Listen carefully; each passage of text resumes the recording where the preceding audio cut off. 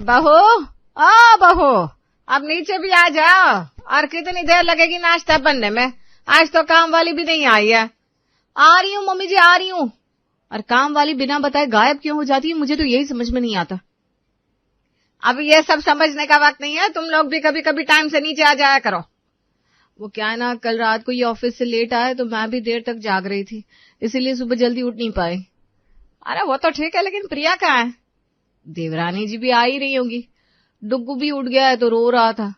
अरे डुग्गू को मैं संभाल लेती हूँ, तुम लोग नाश्ते की तैयारी करो। बच्चों को स्कूल जाना है, विकास और महेश ऑफिस जाने के लिए बैठे हैं। अरे अभी बन जाएगा मम्मी जी। निशा किचन में जाती है, तब तक उनकी कामवाली सुनीता वहां आ जाती है। अरे दीदी, आप किचन में क्यों आ गई? हटिए हटिए, मैं बना देती हूँ चाय नाश्ता। अरे तुम आज लेट होने वाली थी तो हमें कल रात में बता देती ना। अरे आज ट्रैफिक जाम होगा, मुझे कल थोड़ी ना पता चलेगा। ठीक है, अब जल्दी से नाश्ता बना दे और खाने की तैयारी कर ले। हाँ, आप जाओ ना दीदी, अभी 2 मिनट में नाश्ता टेबल पर फेंक कर मारती हूँ। क्या मारने की बात हो रही है?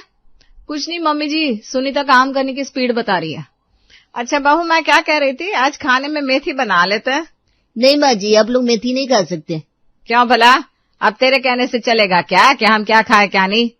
देखिए माँ जी, मेथी साफ करने में बहुत टाइम लगता है, उतने में मैं झाड़ू पोछा निपटा देती है। अगर मेथी पहले से साफ हो तो बनाएगी, नहीं तो मेरे को मत बोलो। अरे तो झाड़ू पोछा कर दे, मैं मेथी साफ कर देती हूँ। तो फिर ठीक है, तो फिर हो जाएगा काम। सास मेथी साफ करने बैठती है और सभी लोग अपने अपने कामों में व्यस्त हो जाते हैं। तभी प्रिया नीचे आती है। मम्मी जी, आप जरा डुग्गू को पकड़िए ना, मुझे सुनीता से काम है। सुनीता से काम है और वो भी तुझे? आज वो मेरी कुछ फ्रेंड्स घर आने वाली है, तो मैं जरा सुनीता को बता दूं नाश्ते में क्या बनेगा। ठीक है भाई, बता दो। प्रिया किचन में आती है। सुनीता बर्तन धोकर रख चुकी थी। अरे सुनीता सुनो ना। हाँ दीदी बोलिए ना। सुनीता, आज मेरी 2-3 सहेलियां घर आएंगी, तो तुम उनके लिए बढ़िया सा चटपटा नाश्ता तैयार कर देना। अरे यार दीदी, अब कल ही बता देती, आधी तैयारी मैं कल करके जाती ना। अरे तो अभी से लग जाओ ना, हो जाएगा सब काम। क्या हो जाएगा, करना ही पड़ेगा। आप लोग ना कभी कभी कोल्लू की बैल की तरह इस्तेमाल करती हो मेरे को। कर देना सुनीता, मम्मी जी से कहकर साड़ी दिलवा दूंगी तुझे। अरे नहीं, अपना गुलाबी वाला सूट दोगी तो बोलो। ठीक है बाबा, ले लेना। प्रिया ऊपर चली जाती है। थोड़ी देर में उसकी सहेलियां आती हैं। 3 बजे बोला था और तुम लोग 5 बजे आ रहे हो। पता है कब से रोक रखा है मैंने सुनीता को। अरे तो इसमें हमारी कोई गलती थोड़ी ना, वो तो तेरी तरफ वाले रास्ते में बहुत जाम लगता है। अच्छा ठीक है, तुम लोग आराम से बैठो, मैं नाश्ता मंगवाती हूँ। प्रिया ऊपर से ही सुनीता को आवाज देती है। सुनीता, ओ सुनीता। अरे भाई इतना चिल्ला क्यों रही है? बिल्कुल नीचे तो तेरी किचन है, हर बार का यही नाटक है। अरे तो मैं भी क्या करूं, अब किचन तो हम सब मम्मी जी का ही यूज करते हैं ना। तेरे में दम भी बहुत है, जो तीसरी मंजिल से ऊपर नीचे होती रहती है। यार करना पड़ता है थोड़ा, तो खाना तो सब साथ में ही खाता है। ये सुनीता सुन नहीं रही है। तुम लोग रुको, मैं अब भी आती हूँ। प्रिया नीचे पहुंचती और सुनीता से कहती है, कब से चिल्ला रही हो सुनीता, तुम सुन नहीं रही हो? दीदी, ऊपर से नीचे तक आवाज मेरे को तो नहीं आती। छोड़ वो सब, और नाश्ता ऊपर पहुंचा दे। दीदी पिछली बार की तरह नहीं करने का, अभी बता तो एक साथ लेके जाती है सब। पिछली बार सीढ़ियां उतर उतर कर मेरे पैर टूट गए थे। तू ना बहाने बहुत मारती है सुनीता, चल अब नाश्ता लेकर आ। लाती है। सुनीता प्रिया की सहेलियों के लिए नाश्ता ऊपर पहुंचाती है। यार पिछली बार तेरे यहाँ जो आलू चाट खाई थी ना, उसका स्वाद अभी तक याद है, तू वो बनवा देना। अच्छा ठीक है, बनवा देती हूँ। सुनीता आलू चाट बना दो ना। ठीक है दीदी, बनाती है। सुनीता नीचे किचन में आ जाती है। क्या हो गया सुनीता, परेशान क्यों लग रही है? दीदी की सहेली आई है, आलू चाट खाने की फरमाइश कर रही है। अब आप बताओ, मैं आलू उबालू की चटनी बनाऊं, क्या क्या करेगी मैं? अरे टेंशन क्यों लेती है, आलू उबालने के लिए रख दे, मैं छिल दूंगी, तब तक चटनी भी बन जाएगी। माँ जी, एक आप ही हो जो छोटे छोटे कामों में मेरी मदद करती हो, नहीं तो दीदी तो बस ऑर्डर ही देती रहती है। अरे कोई बात नहीं, घर का ही तो काम है, थोड़ा कर भी दिया तो क्या बिगड़ गया। सुनीता और प्रिया की सास मिलकर आलू चाट तैयार कर लेते हैं।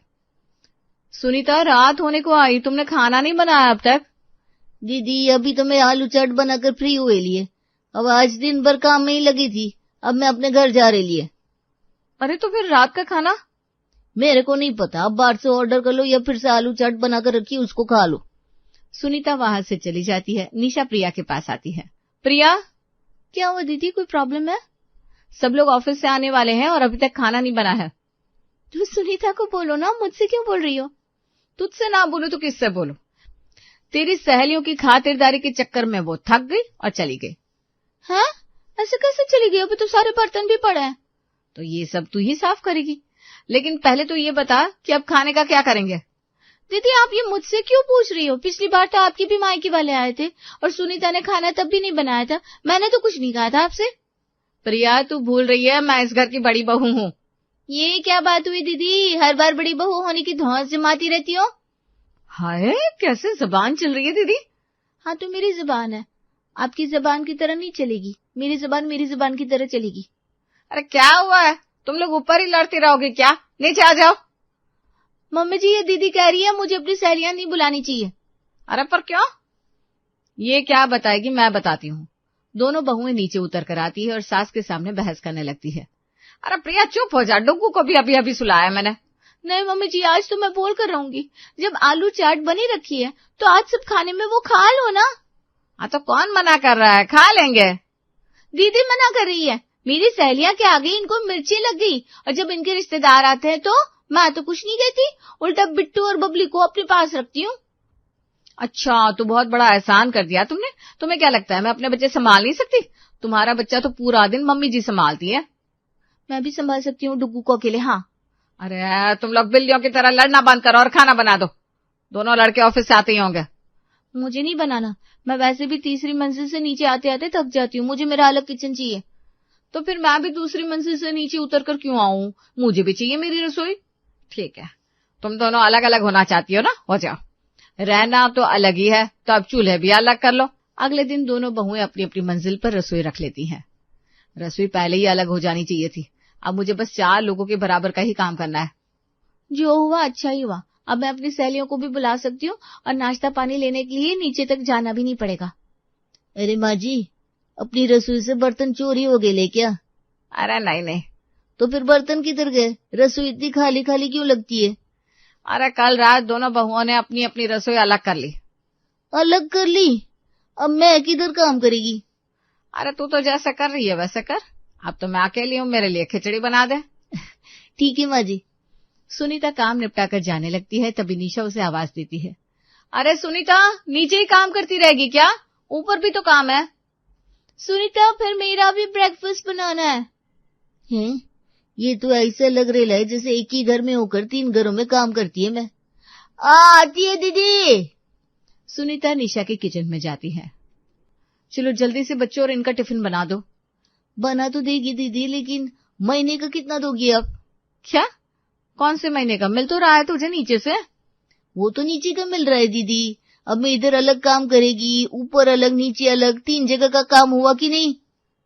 मुझे सब सुनाई दे रहा है सुनीता, तुम बस नीचे ही काम करो, मैं अपने आप कर लूंगी। 2 ही तो लोग हैं हम। जैसी आपकी मर्जी। बताओ दीदी, तुमको काम करवाना है कि नहीं? हाँ बिल्कुल, मैं ऊपर वालों की तरह कंजूस थोड़ी ना हूँ। तुम एक काम करो, मैं अलग से दे दूंगी पैसे तुम्हें। अरे कंजूस किसे कहती हो? सुनीता, तुम ऊपर भी आ जाना काम करने के लिए। ठीक है, आ जाएगी। सुनीता अब एक रसोई की जगह 3 रसोइयों में काम करने लगी थी और अब एक ही घर से उसे 3 घरों के बराबर पैसा भी मिलने लगा था। दीदी पहले ही सुन लो, दिवाली का बोनस अलग से लेगी आपसे। अरे तू तो हमें लूटने बैठी है। अरे तो काम भी तो अलग अलग करती है ना। ठीक है, पर अब इस बात पर बात नहीं करनी मुझे।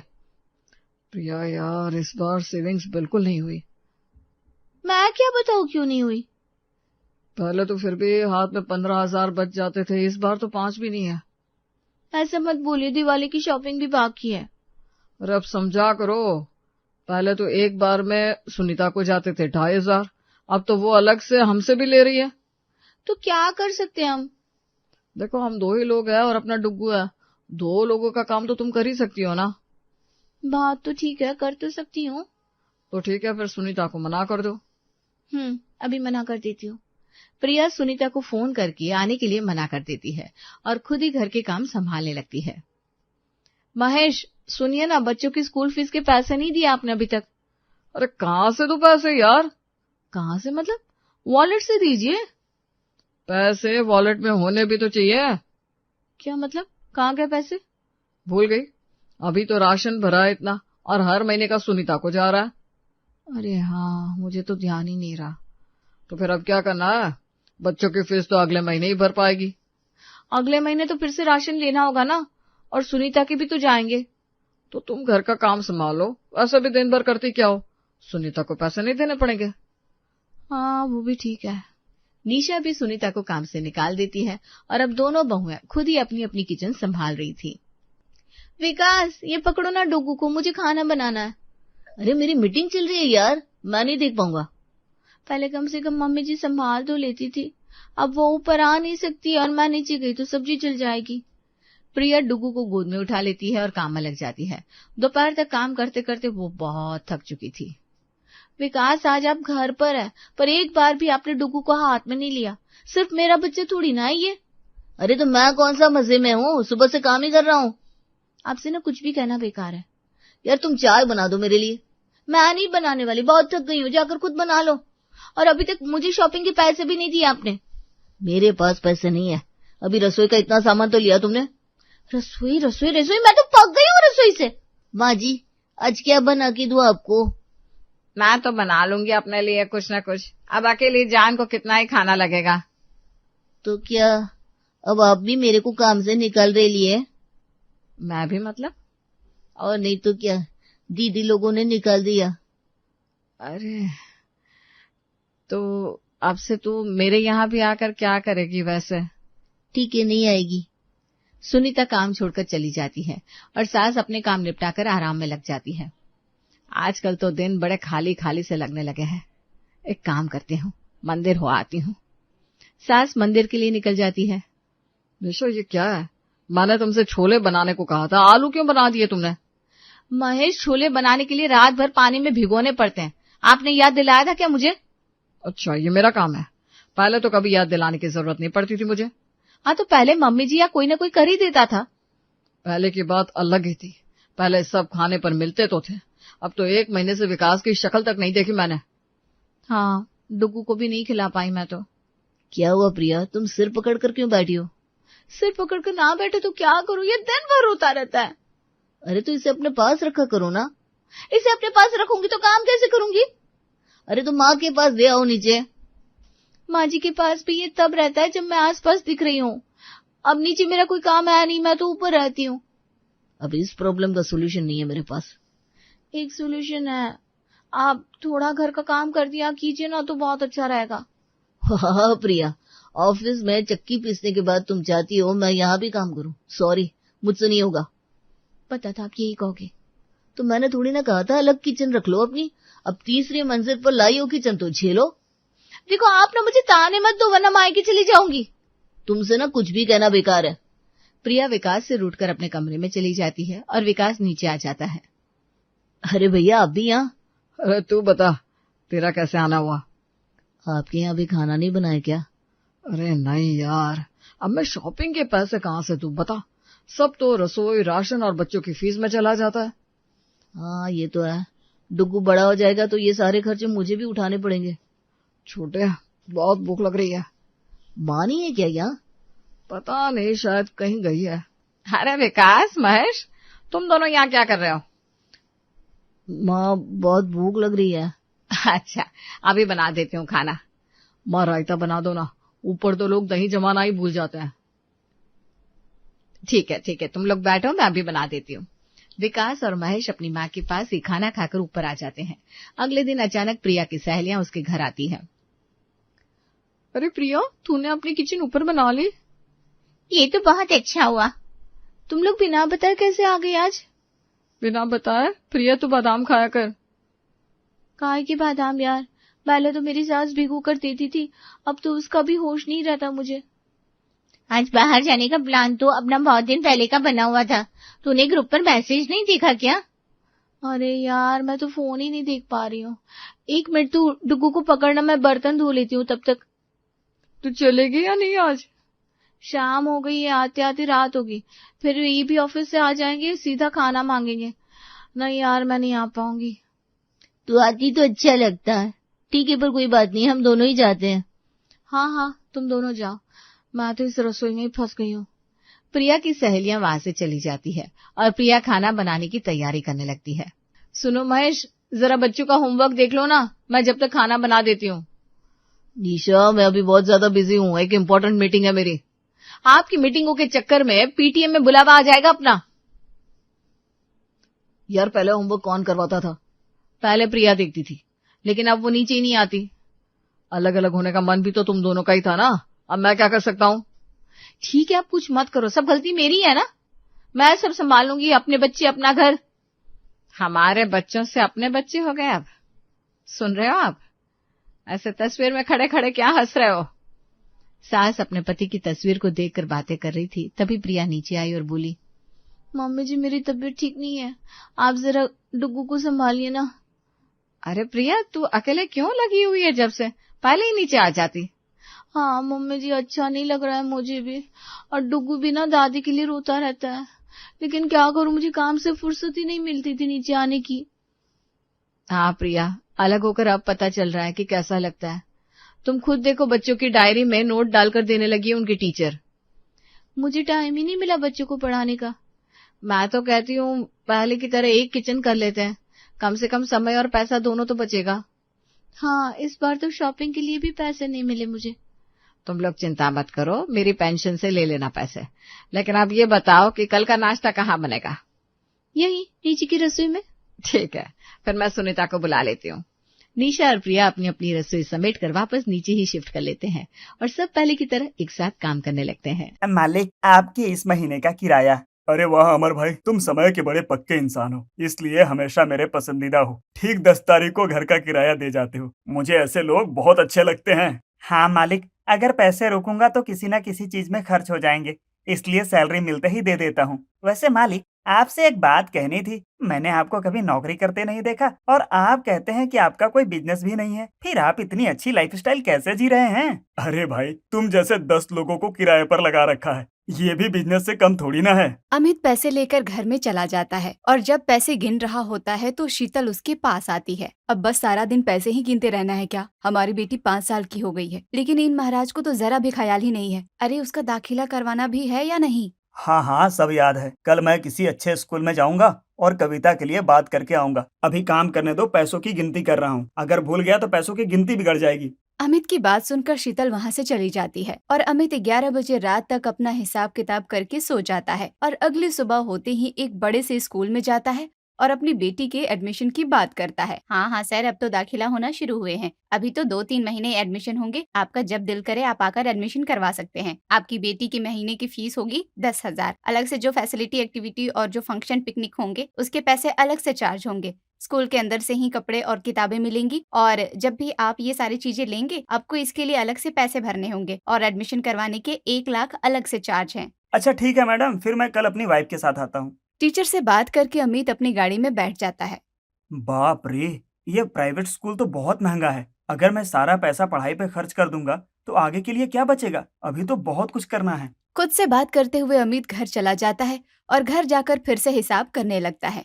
क्या हुआ? आप तो स्कूल गए थे ना कविता का एडमिशन करवाने, क्या हुआ? अरे शीतल, प्राइवेट स्कूल की फीस तो बहुत ज्यादा है। इंग्लिश मीडियम है, एडमिशन करवाने के 1 लाख लगेंगे और हर महीने की फी होगी 10,000, और बाकी पढ़ाई, कॉपी किताब, ड्रेस, इन सब के पैसे अलग से लगेंगे।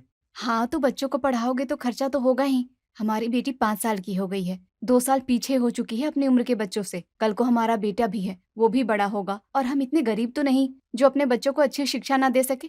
इतना बड़ा बंगला है, सारे कमरे आपने किराए पर लगा दिया, बस एक कमरे में हम रह रहे हैं। तो अपना एक कमरा कौन सा छोटा है? हमारे बंगले का सबसे बड़ा कमरा है। इतने बड़े कमरे में लोग घर बनाकर रहते हैं, और मैं तो कहता हूँ कि हम अपनी बेटी को सरकारी स्कूल में भेज देते हैं। हमारा बेटा भी तो है। अगर बेटी की पढ़ाई पर इतना खर्च करेंगे तो बेटे के लिए कुछ बचेगा ही नहीं। अभी बेटी की शादी है, विदाई है, दहेज है, बहुत खर्च है। आप एक नंबर के कंजूस हैं। हमारा खुद का बिजनेस है, हम क्या अपने बच्चों पर साल के 2-3 लाख रुपए खर्च नहीं कर सकते? ये तुम कैसी बातें कर रही हो शीतल? स्कूल की फीस सुनकर तो मेरा दिमाग ही हिल गया है, और तुम इन 2-3 लाख रुपए को छोटी सी रकम समझ रही हो। मैं इसे छोटी सी रकम नहीं समझ रही अमित जी, लेकिन आप मेरी बात नहीं समझ रहे।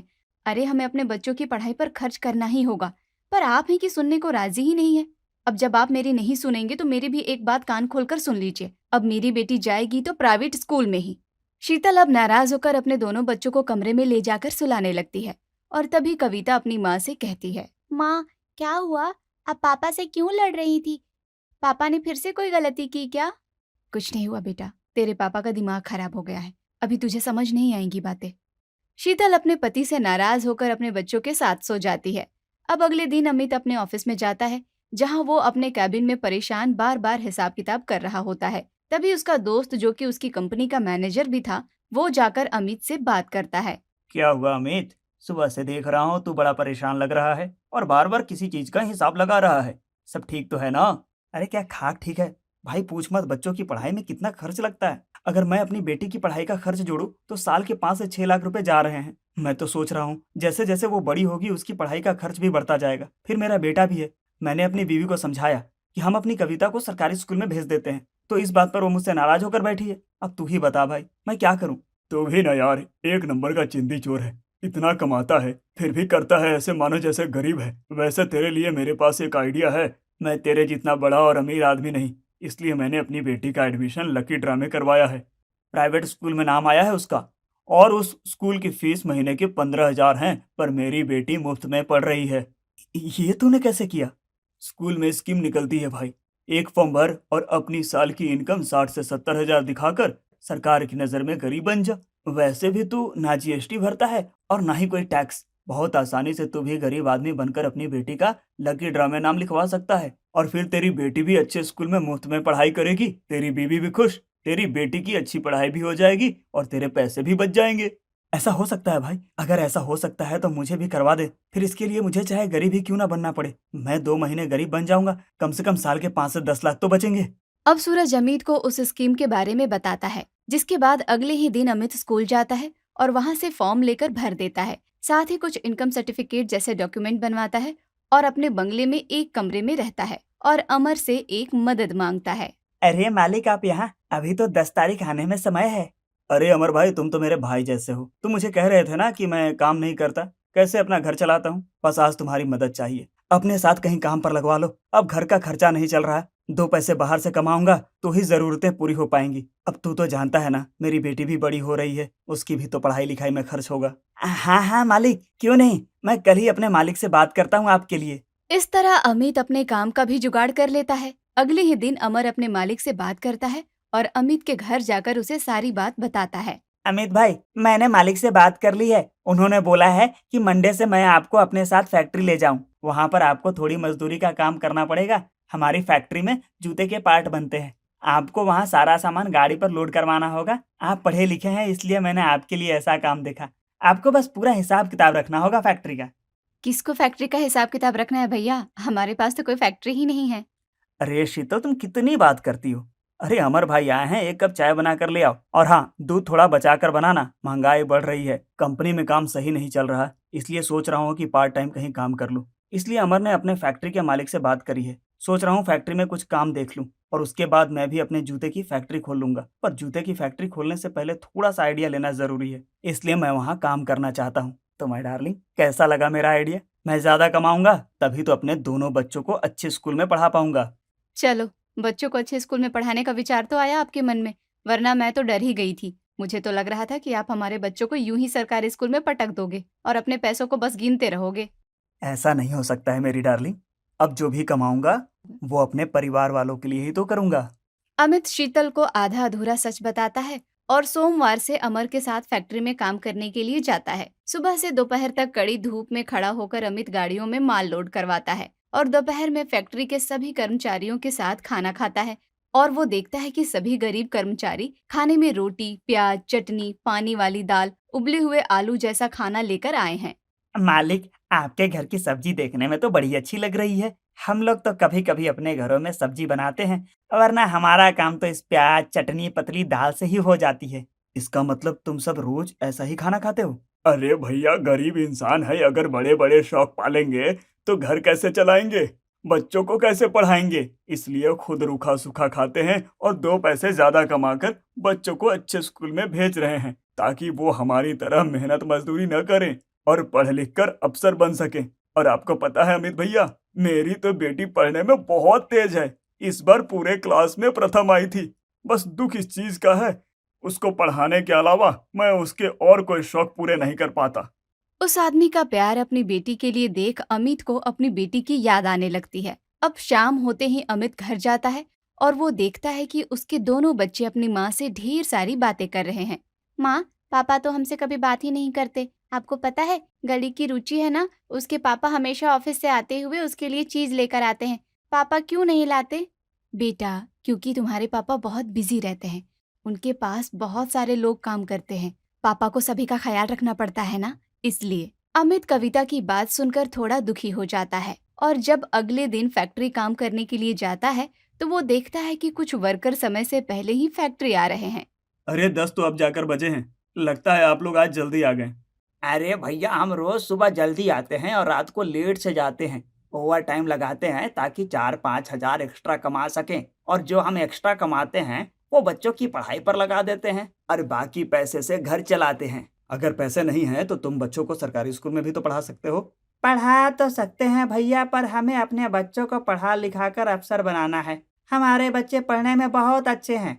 हम नहीं चाहते हैं कि हमारी वजह से वो पीछे रह जाएं। और सरकारी स्कूल का हाल तो आप भी जानते हैं, टीचर को सही से पढ़ाना ही नहीं आता, और जिन्हें पढ़ाना आता है वो खुद ही बच्चों की क्लास नहीं लेते, और छुट्टियां तो इतनी ज़्यादा होती हैं। और वैसे भी सरकारी स्कूल भेजने के बाद बच्चों को ट्यूशन भी लगवाना पड़ता है। इस तरह अमित फैक्ट्री में गरीब लोगों की बातें सुनता है। काम करते करते दोपहर के 2 बज जाते हैं। किसी को कुछ पता ही नहीं चलता। तभी एक औरत के पास उसकी बेटी का फोन आता है और वो औरत फोन पर बात करते हुए कहती है, अरे बेटा, अगर नेहा की तबीयत खराब है तो तू सामने वाली आंटी को कह देना कि वो नेहा को दवाई दिलवा देगी। अब तू तो जानती है ना, मुझे मालिक इतनी जल्दी छुट्टी नहीं देंगे। वैसे भी मैं 1 हफ्ते बाद आज फैक्ट्री आई हूँ और आज ही मैं हाफ डे ले लूंगी तो मालिक मुझे काम से निकाल देंगे, और अगर उसने मुझे काम से निकाल दिया तो मैं तुम लोगों का पालन पोषण कैसे करूंगी बेटा। इतना बोलकर वो औरत फोन रख देती है। तो वहीं अमित उस औरत से सवाल करता है, बहन जी, जब आपकी बेटी की तबीयत इतनी खराब है तो आप जा क्यों नहीं रही? क्या करे भाई साहब, परिवार का पेट पालने के लिए कई बार परिवार को नजरअंदाज करना पड़ता है। अभी 1 हफ्ते की छुट्टी ली थी मैंने। वो मेरे ससुर जी बीमार थे, इसलिए हमें गांव जाना पड़ा। अब मेरी बेटी बीमार हो गई। अगर मैं अपनी बेटी की बीमारी के बारे में मालिक को बताती हूँ तो उसे लगेगा कि मैं बहाना मार रही हूँ। पति है नहीं, इसलिए खुद ही परिवार का भरण पोषण करना पड़ता है।